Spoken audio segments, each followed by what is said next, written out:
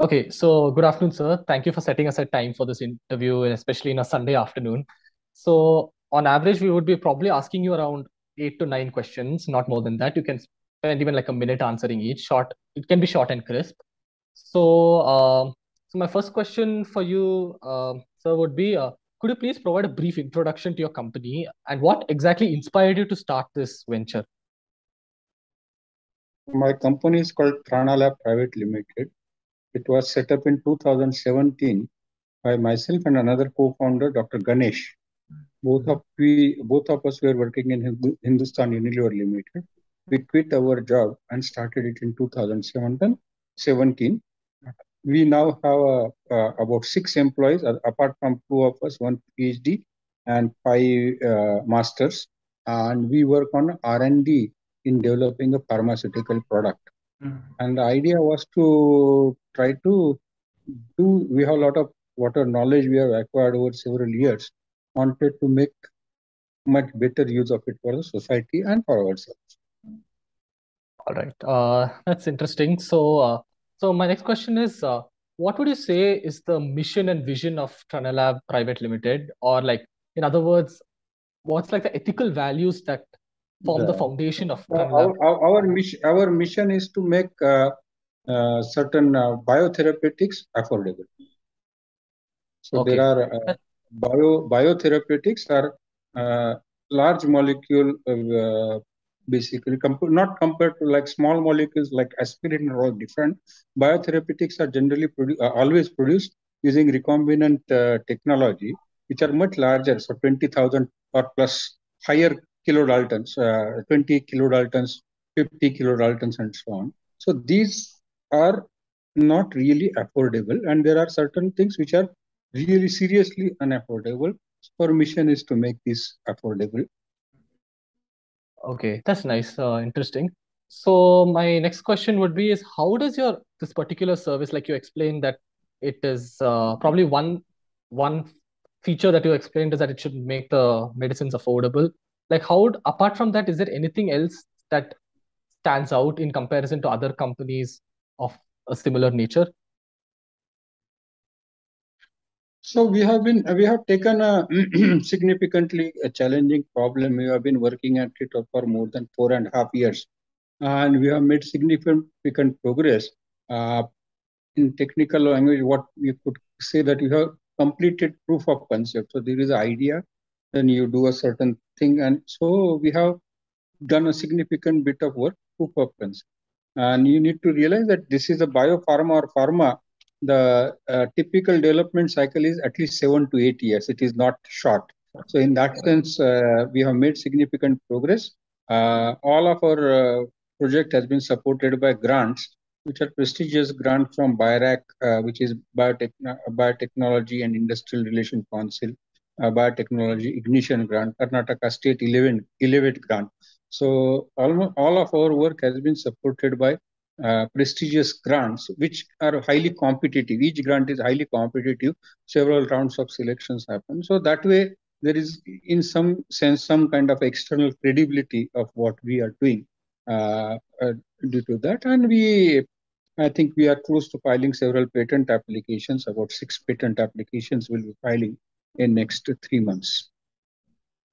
Oh wow, that's interesting. So like as you explained, like all these, especially for example, this patent applications and also like getting these grants, how would you say that that all these steps you're taking towards your objectives are relate to the strengths of your company? Like, what are the strengths that stand out in your particular company?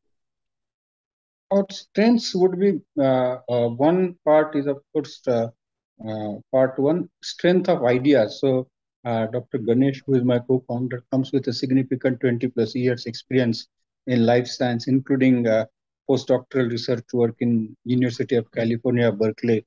I have completed my PhD in chemical engineering from UDCT Mumbai. Both of us have worked several years for in industry, Hindustan Unilever Limited. So that way, there is a good experience and strength of ideas. You also have a very capable team of 6 people, 1 PhD and 5 master students. We also have very good sort of connect in innovation ecosystem within India, Bangalore, India, Karnataka, and Bangalore and Mumbai. So there are a very large number of people who are extremely capable, are either entrepreneurs, scientific advisors. So we have a sort of about 7 or 8 advisors, which are all world-class advisors, which are all part of Indian innovation ecosystem, from academics to entrepreneurs to uh, uh, various aspects of work, including medical practitioners who work on the disease that we work on. So we have a good, very good innovation ecosystem within India. That is the and which is within which we are well connected, and we have been sort of fortunate to get advice of a lot of very good people. And Right. of course, So, our team is again a very good team, all young people, but extremely good people. All interestingly, the 4 people who did internship with us all are employees. So whoever oh, did employ, so they got 6 months kind of. We liked them, they liked us.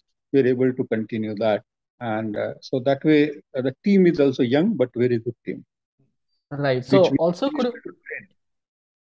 okay. So yeah, that's very interesting. Like, so mainly you're probably saying that human resources are like kind of the biggest strength, right? Like in your Human company. resources, one is within the organization and even outside the organization. There are very big resources do not need to belong to us. There are people who are, academic people who are entrepreneurs who are willingly able to give their time and attention to something like this and give their advice. Uh, we have been fortunate that several such people are connected to, and such people are available in sort of India, Karnataka, Mumbai, Bangalore. So that is the ecosystem is very well developed. Right. So could you just like outline like what exactly is the disease like you're trying to aim to find a solution to? So I'll not be able to get into a lot of details, but it's a rare genetic disease. Uh, it's a so-called autosomal recessive genetic disorder, which means both parents carry certain defective gene, then the child will have it. So both parents have to carry certain defective gene. If only one parent carries that gene, you do not get the disease. The children don't get the disease. But if both parents have some defective gene, you will get that. So that's what is autosomal recessive disease. Uh, the it affects almost all the organs in the body. Essentially, there is an enzyme which is in the body which is used in clearing up certain uh, chemicals that are produced, glycolipids that are produced within the body, are broken down, and this broken down, and then afterwards the body takes care of removing it from the body through kidneys and various places. Now, in this particular disorder, this enzyme is either not active or absent. So all those things, products, cannot be broken down, and they keep on accumulating in the body. So and they accumulate in macrophages, so for cells. So spleen can become 10 to 20 times its original size. Liver can become 20 times its original size. So if you see a child will have very distended belly is one of the things. And it's not only that, because of that inflammation, there are multiple other complications happen. The blood system is affected, bone system is affected. In certain manifestation of disease, even neurological manifestations are there. And so this is the disease briefly. And if it is not treated, the frequency is relatively about 1 in 30 to 40,000 births. So 1 in Wow. 30,000. That's why it's a not very prevalent, but it's still a significant number if you look at country like India. And if untreated, it leads to very poor quality of life and potentially death within about 10 years of age. So this particular thing that we are working on, uh, and there are medicines available, but they cost about 40 lakhs per year. For one patient, one child of 10 kilogram body weight, it costs 40 lakhs per year. and you need to take the medicine lifelong. It is not a treatment. It's not a cure. It's a treatment. So the treatment has to be taken lifelong, and that is where the affordability becomes almost without that you cannot really do 40 lakhs per year, and every year on year is simply not affordable in India. So that's the this is, and if it is known that if the treatment is there, if the treatment is given, people do get improved and they lead almost to normal life. So every 14, 15 days, you have to go and take through this injection through IV for about 6 hours. And people can lead pretty decent life if that treatment is given. Currently, this is a problem which we are addressing. That's where the affordability comes in.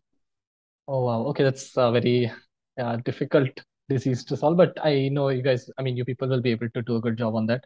So my next question is, what are like some of the difficulties you faced as an entrepreneur? Like, how would you react to failures as an entrepreneur is like what we are like trying to learn here. Yeah, I think you have to be prepared to fail. First thing is that you have to be prepared to fail. It's absolutely nothing works without failure. So, for example, since we were funded by grants, several of our initial grant application did not materialize. We did not get selected after first stage, second stage, or third stage. Various places, we did not get selected. We continued sort of working on. So we took out whatever was the criticism. You may feel sometimes bad about the criticism, but you remove the personal points of the criticism, or even sometimes the criticism can still have a lot of invalid components also. So it's very easy to say that the committee did not know its job. The committee, there is an expert committee who is supposed to give grant, were idiots. Is the easiest way to think of. But you have to Yeah, right. think that I think that is not the correct way of thinking. We were not able to convince the committee.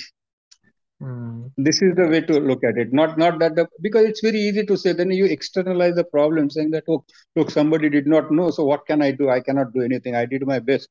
They did not. So that is not the case. My job is to make sure that whoever sits in the committee who is reasonably expert, I am able to convince them. I should change my communication. I should make my case stronger. I should find more evidence. I should find better rational logic, whatever it is. And I should communicate better. Many times communication is not very good. We understand, but we fail as a scientist. We know a lot of things, but many times you have to communicate in a very easy manner so that the person understands much more easily. If I get into scientific jargon, many times people switch off.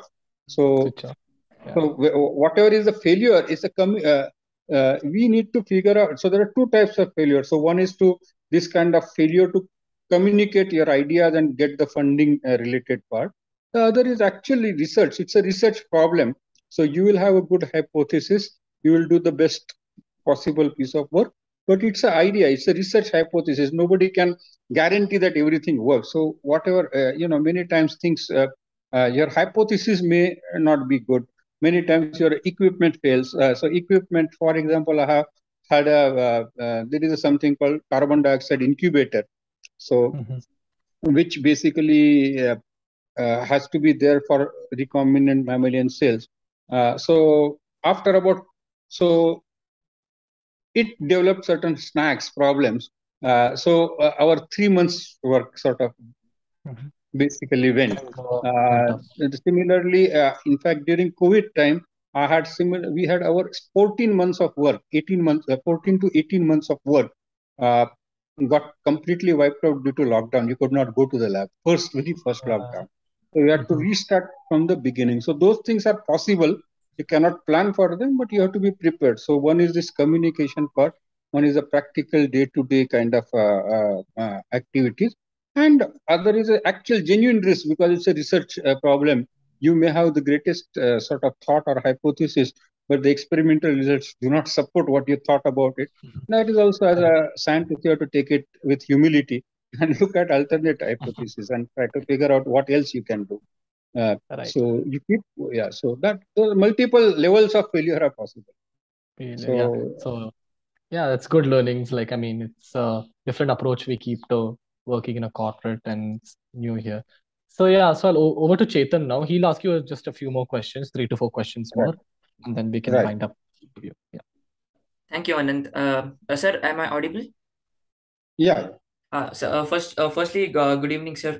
Thank you for your valuable time, and thank you for giving us an opportunity to interview an immensely experienced entrepreneur like you. I'll proceed with my question, sir. Sir, Yeah. so my first question for you is, could you please outline some of the awards or recognitions of Trinidad Private Limited, sir? So we got a award called Elevate 2019 given by Ministry of ITBT, Startup Cell of IT, Ministry of ITBT of Government of Karnataka. So that is Elevate 2019 was one of the awards. The other award we got, these are all grants essentially, but which are, high, as I said, highly competitive. Another one we got is called Biotechnology Ignition Grant. It's called Big Grant for short. So Biotechnology Ignition Grant, which is given by BIRAC, New Delhi. It's again a government formed company, private company, but formed by government to support. So that is another one. And the quite prestigious one we got was a grant from National Biopharma Mission, which is India's one of the prestigious program. So we got selected for that. So these are the three I think I can talk about. Yeah. Thank you, sir. That's inspiring, sir. My next question for you is, generally it is said that the competition of an entrepreneur is with himself. What's your take on this? Sorry, I didn't get it. Generally, people say that the competition of an entrepreneur is with himself and not with any other rivals. So, what's your take on this? Do you think the competition is with yourself? Like, you should be constantly innovating in your field, and it's actually a rivalry with yourself. Do you think like that? Yeah, I mean, particularly when you are a startup with 4 or 5 people and you are competing with the three, let's say, R&D companies that you compete with, have maybe 10,000 scientists in their R&D, 5,000, 10,000 scientists in R&D, and maybe several $billion of revenue. So the only way is to compete smartly what you think are better, where you have something. And yes, what partly it's correct because partly it is correct that you need to continuously innovate, continuously look at what you are doing to be able to compete with really players which are like I don't know, 1,000, 10,000, 20,000 times bigger than, because that is what you are trying to do at a thing. So you need to be ready to do that. And as a competition with yourself is you should take criticism. Whatever is the criticism is a very important criticism anybody gives you. You have to take it, remove all the personal or whatever, even insults, ridicule, or whatever, all the other part. But you have to look at what is the actually intent. Yes. And is there anything I can do about it? So one is, and continuously looking at ways to do things with very limited resources. The competition is basically one, you have very limited resource in terms of time, limited resource in terms of money, limited resource in terms of human, and you need to really make best use of whatever you have, whatever you can get, or whatever we have in the best possible manner. That is in some way continuous optimization, continuous sort of improvement is very essential, and we have to fail fast. If we are doing something, I can't take 2 years to fail at it. Fail it in 2 months. Design experiments which you can tell either decisively, either yes or no, as fast as possible. If the answer comes negative, fail fast and move on. I can't keep doing the biggest sort of competitor. If I wouldn't say is a competitor, but the biggest sort of thing that you are against is time. Time, yes. So, time is the biggest. Money is of course there, but time is the biggest one. You cannot keep on spending year after year and say that no, I was not able to do this or something. You have whatever you have to do, you have to do it fast. Fail, succeed, whatever you have to do it fast. Yes, sir. That is smart, sir. Time is your ultimate competitor. That is smart. Moving on to the Or, next or question. enemy or friend. If you do it fast, it's so. But you cannot hang about, and you have to be decisive. You have to Yeah, correct. come to decision. No, this is not working. You have to be humble enough to say no. Something is not working. I need to Yes. stop, because Yes. then only you can allot your resource to something else. Yes, sir. Correct. Otherwise, you keep on doing, with the hope of doing something that does not work. So you have to look at rationally, logically with it, Yeah. and always Yeah. calculate probability of success. No, something is not really working. Give up fast. People say that you should not give up.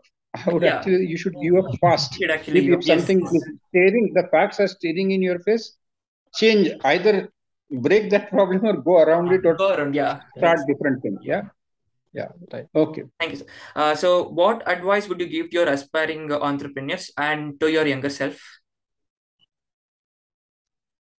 I don't know what advice younger self I will give. I don't know. Well, I started much later in my life. Okay. So like what advice you would give to the young entrepreneurs, like current generation entrepreneurs? I think just I mean I don't know whether it is correct. I think listen to everyone's advice. Correct. Yeah. But do your own thing. Yes. Because everybody would have opinion. So it's easier to get carried away by somebody encouraging something. Yes. Or easier to get disappointed saying somebody in a good position saying, oh, no, this is not going to work.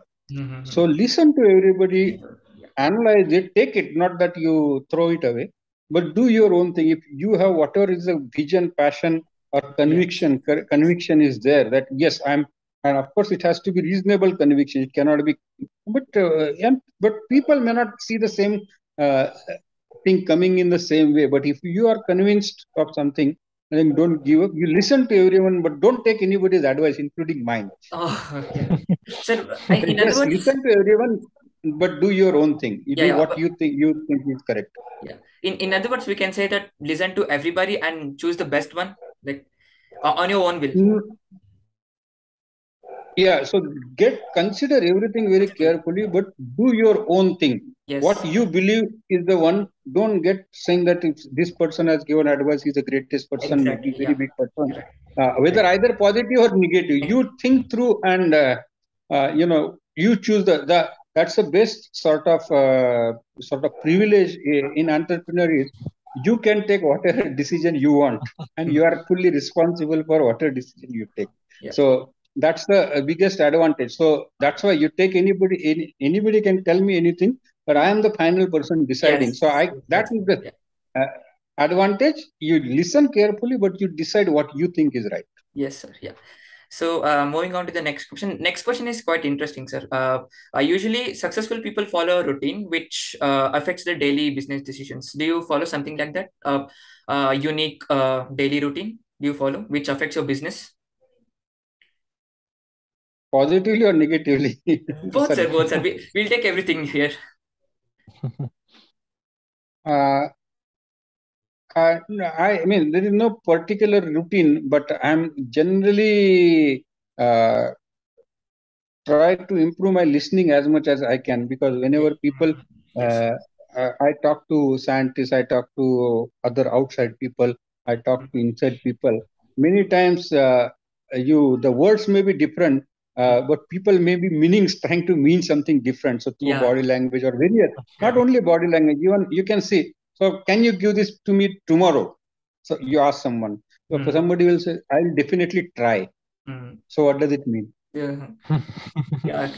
So if somebody is going to definitely try, means they are not convinced that they will be able to do. So you have to read little extra in terms of so listen very carefully. And it doesn't mean that they are wrong or something. They try to figure out what is the so biggest thing for people like me is we have a small team. So what exactly is the problem? Problem is people may not communicate it straight with no, this is not the problem. What is the problem? So you have to figure out what the problem is by listening very intently, listening very carefully. So that is one routine, and one reason for that is then when you do whatever you do, you focus full time on that. So if you are talking to someone, I would not pick up phone call. Don't keep on looking at email, Correct. WhatsApp, or whatever. So that distraction has to be avoided. So whatever you're doing at one point, do it intently. A lot of people do so-called multitasking. It's possible. Yes, I that's try to focus on one activity at a time and do particularly laboratory work, etc. Focus on one activity. If I want to speak to you, I would give you full attention. I would not have some other thing here and there. yeah. Whatever work you do, so do Yes. it with maximum Yeah. intent, maximum concentration, and don't lose any moment of that interaction or whatever work you're doing. That's all I do. So one, it's not a routine, but then keep the phones, etc., on Yeah. silent or away. Don't get sort of addicted to pick up. So suddenly something comes in, you tend to look at. Don't do that. I would usually look at my messages once in 1 hour, 2 hours, because as a company, you have to look at email, you have to look at all those things, message, but keep it at a certain dose. Don't sort of keep doing, but it occupies mind space. That is on my own learning. Yes. Even if I'm not reacting, if somebody sends a silly joke, right, in WhatsApp, you look at it and say, what's a silly joke? But your mind has gone for a few seconds. It has gone off topic, although it is not, you may not realize it. So that I have practiced. That is one thing only I practice, but whatever activity, focus full on that. Okay. Thank you, sir. Sir, I have one last question for you, and we have last 8 minutes. So, what are your future goals regarding Trinalab Private Limited? Future goal, a few. One is, of course, what we do. You realize the vision. Oh yeah, vision. I have to bring out something that is affordable, and which are several steps. It's a biopharma. There are multiple steps. You do proof of concept, then you have to do animal studies to show safety, efficacy. Then you have to do human clinicals. Then you have to get regulatory approval. So each step you can have yes or no kind of answers. But we have to work on till we get a certain thing. And interestingly, since we are following one single path, there are still multiple applications beyond what current disease we are working on. We have, for example, in infectious disease, in terms of oncology, that's cancer, we have some potential applications which we are developing. And I think I forgot to mention one of the awards and honors you are asking. So recently, May 2022, our company was selected, one of the 10-15 global companies selected to attend antimicrobial resistance mission UK. Wow. Oh, UK. Nice. That's inspiring. So I represented Trinalab and visited UK for about 10 days under that AMR mission UK 2022. And you would see that antimicrobial resistance is not our area, but what we are working on has potential applications in that area. And in that idea was liked by people, and we were invited for that particular sort of mission for developing drugs for antimicrobial resistant TB, tuberculosis, which is a very big problem in India. So that's true. Yeah. That's something that I forgot to mention earlier. But that so the mission is to really make a difference, bring something out in line with what we are saying, that some drug that actually is taken up by human being, either intravenous, orally, or whatever. So, and which makes a change. That's the let's make a change. Yes, sir. Thank you. Thank you, sir. So we've come to the end of this interview. Thank you so much for sharing your wisdom and your theory on competing with time and listening to others. Really inspired me. Actually, I don't listen to others, but yeah, I'll try listening to others and make the best possible choices in my life. Thank you so much, sir, for giving your time, especially on a Sunday evening. Thank you, sir. Okay. All the best. Yes, sir. Thank you. Thank you so much, sir. Like, I mean, it was, I know, especially on a Sunday evening. Thank you for the time and the wisdom that you put across. So, yeah, wish you all the best, sir. And thank you, sir. Thank you. All right. Thank you. So we'll wrap it up here. Yeah. Okay. Thank you. Thank you.